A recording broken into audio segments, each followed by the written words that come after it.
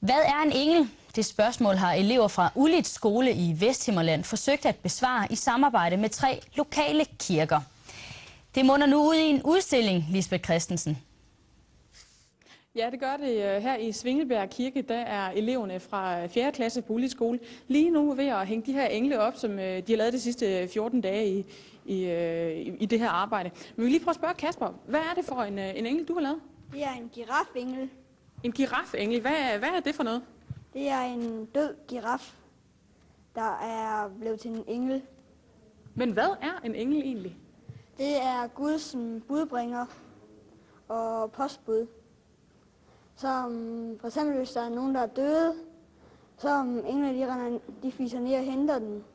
Og så kommer den op til Gud, og så får de vinger. Men vi kan jo lige prøve at gå op til den præst, der i 14 dage sammen med skolen har været med til at lave det her projekt. Troels, har han fat i noget af det rigtige? Er det budbringer? Ja, budbringer, det er godt. Det er et godt udtryk. Ja. Der bringer bud mellem menneskene indbyrdes, men også mellem Gud og menneskene, og fra menneskene til Gud. Ja. Så de bringer bud. Men hvor meget har englene så også med jul at gøre? Ja, de brimler jo med engle i julesalmerne og også i juleevangeliet, hvor det er dem, der bringer bud til hyrderne på marken om, at det lille barn er født. Og så der er masser af engle, og julesalmerne falder de jo ned i skjul og alt muligt. Ja, masser af engle. Tak skal du have. Hvad er engle? Det spørgsmål har 3 klasser på Ulits skole i Vesthimmerland arbejdet med i 14 dage. I dag havde de så fernisering på en udstilling med deres egne hjemmelavede engle i Svingelbjerg Kirke.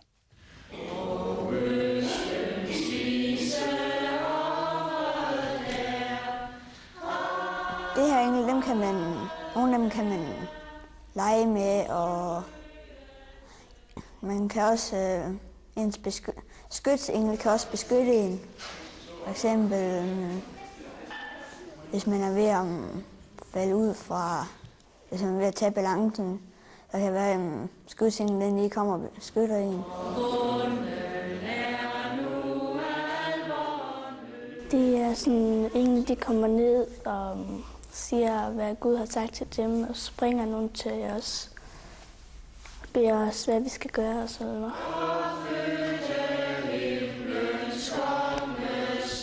Det er Guds budbringer, og så postbud.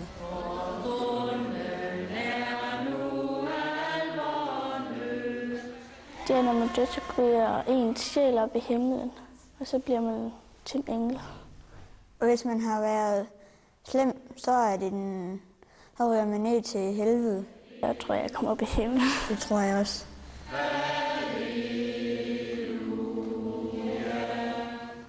Også Ulits og Foulum kirker i Vesthimmerland er blevet udsmykket med børnenes egne engle.